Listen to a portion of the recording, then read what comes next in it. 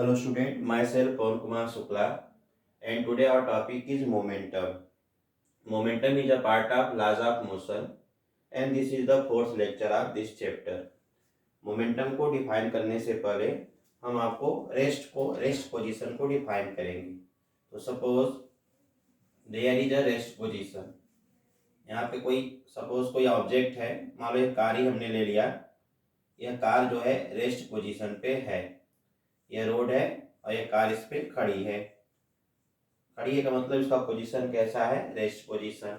और आपको इस कार को डिफाइन करनी है तो आपके पास एक ऑप्शन क्या है कि आप बोले इस कार का मास कितना है। सपोज करो इसको आप मास से डिफाइन कर सकते हैं कि कार का जो मास है ये कितना है, 100 kg है। दूसरा ऑप्शन हो सकता है कि आप बोलेंगे जो कार है वो किससे बना है, आयरन से बना है। अगर आयरन से बना है तो इसको किसके अंदर इंक्लूड कर देंगे, मास के अंदर चला जाएगा। तो आयरन का बना है या इसका मास 100 kg है, मतलब एक ही है। दूसरी प्रॉपर्टी क्या हो सकती है, इस कार का डायमेंशन। आपने बोला इस कार का जो डायमेंशन है वो बहुत बड़ा है, कार बहुत बड़ी है, इसका लेंथ ज़्यादा है या ब्रेथ ज़्यादा है या इसकी हाइट बहुत ज़्यादा है। तो कोई ऑब्जेक्ट अगर रेस्ट में पड़ा है तो उसको डिफाइन करने के दो तरीके हो सकते हैं, एक उसका मास और दूसरा उसका डायमेंशन। लेकिन जो डायमेंशन है this is not a fundamental, यह फंडामेंटल नहीं है। मास क्या होता है, मास इज ऑलवेज कांस्टेंट। कोई भी कंडीशन होगा मास जो होगा वो कांस्टेंट होगा, लेकिन ये डायमेंशन तो बदलता रहता है, इसलिए हम डायमेंशन को फंडामेंटल नहीं रखेंगे। तो रेस्ट ऑब्जेक्ट की जो प्रॉपर्टी होती है वह प्रॉपर्टी होती है उसकी मास।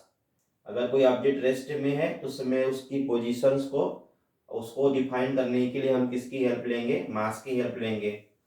Now suppose this car in motion. अगर ये कार मोशन में आ गया तो मोशन में आने के बाद सेम कार है but these are in motion. अगर ये मोशन में आ गया तो इसका मास तो बदलेगा नहीं। तो अब इसको डिफाइन करना है, अगर कोई ऑब्जेक्ट मोशन में है उसे डिफाइन करना है तो एक तो इसका मास हो गया, मास सेम रहेगा, मास नेवर बी चेंज। दूसरा क्या हो गया, इसकी पोजीशन। कार यहाँ था, अब ये आगे जाने लगा, क्यों, क्योंकि ये मोशन में है। तो दूसरा हो गया ये पोजीशन को चेंज कर रहा है। पोजीशन को चेंज करने को हम बोलते हैं वेलोसिटी। तो अब इसको डिफाइन करने के दो ऑप्शन हो गए, एक मास हो गई और एक वेलोसिटी हो गई। तो अगर इन्हीं दोनों नंबर को एक साथ ले लिया जाए, इनका प्रोडक्ट कर दिया जाए, तो प्रोडक्ट ऑफ मास एंड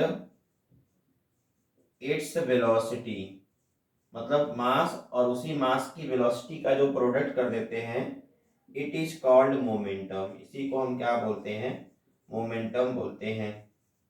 तो momentum is appeared, momentum is appeared when there is a motion. अगर कोई ऑब्जेक्ट रेस्ट में है तो उसके पास कोई मोमेंटम नहीं है, बट अगर ऑब्जेक्ट मोशन में आ गया तो that have some momentum. Momentum का डेफिनेशन क्या हो गया, product of mass and its velocity is called momentum. अगर मैं मोमेंटम के सिंबल की बात करूं तो their symbol is small m।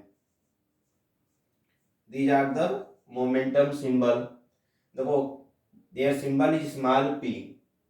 अगर मैं कैपिटल P लिखूंगा तो कैपिटल P का मतलब हो सकता है वो प्रेशर हो जाए या हो सकता है वो पावर हो जाए। तो मोमेंटम का सिंबल होता है स्मॉल p। अगर मोमेंटम के फार्मूले की बात किया जाए, फार्मूला ऑफ मोमेंटम, तो we know that it is a product of mass and velocity. तो फार्मूला हो गया p is equal to mass and velocity. यह मोमेंटम का फार्मूला हो गया। यहाँ पे जो वेलोसिटी वो वेक्टर क्वांटिटी है और मास स्केलर है, तो scalar into vector is equal to vector quantity. So it contain one arrow. इसकी जो क्वांटिटी हो गई, ये क्वांटिटी हो गई वेक्टर। मोमेंटम जो है कौन सी क्वांटिटी हो गई, वेक्टर क्वांटिटी। और इसकी जो यूनिट होगी SI यूनिट, तो मास की यूनिट होती है kg और वेलोसिटी की यूनिट होती है मीटर पर सेकेंड। तो its unit is kilogram metre per second, या इसका सेकेंड नेम है न्यूटन सेकेंड। तो these are the complete information about momentum. The product of mass and its velocity is called momentum. Their symbol is small p. Their formula p is equal to m into v. Its quantity is vector and its unit is kilogram metre per second या newton second. Now हमारे दिमाग में question आएगा कि what is the need of momentum. हमको momentum की need क्यों पड़ी, इस मोमेंटम से मुझे क्या मिलने वाला है। तो it give us the better information. तो मोमेंटम का जो यूज है, it give us better information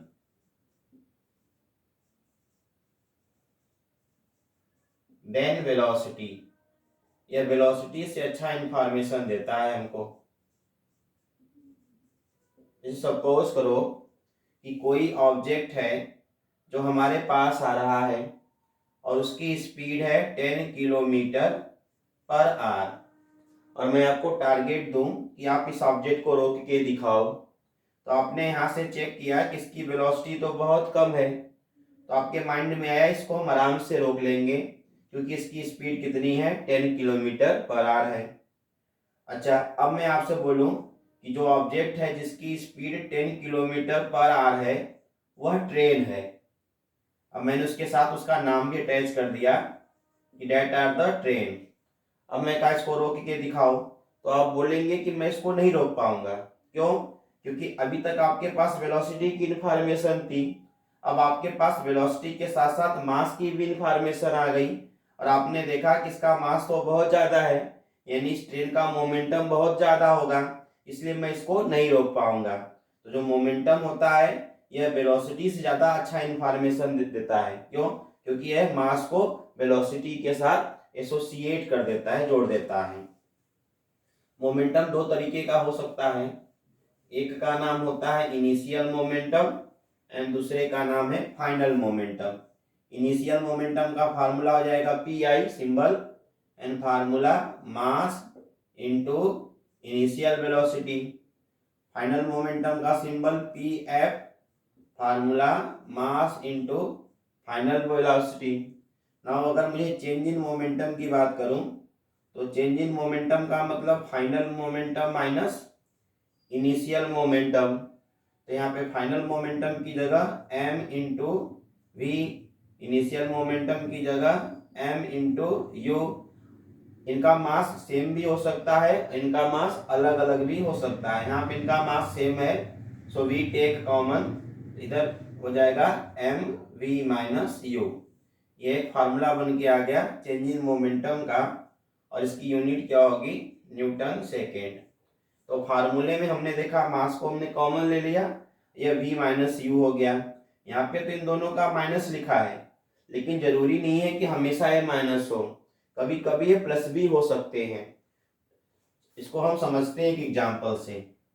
suppose यह ब्लॉक है जिसका मास है 1 kg और यह इस डायरेक्शन में जा रहा है, स्पीड है 10 मीटर पर सेकेंड, जाके इस दीवार से टकरा गया और टकराने के बाद ये दोबारा वापस आने लगा और स्पीड कितनी हो गई, 5 मीटर पर सेकेंड। आपको चेंज इन मोमेंटम निकालना है इसका। तो P इनिशियल कितना हो जाएगा, मास into initial velocity, that is 10 Newton second. जो P फाइनल हो जाएगा वह मास इनटू फाइनल वेलोसिटी, और फाइनल वेलोसिटी का डायरेक्शन अपोजिट है तो हमने यहाँ पे माइनस साइन लिख दिया, तो this becomes -5 newton second. Now change in momentum is equal to final minus initial.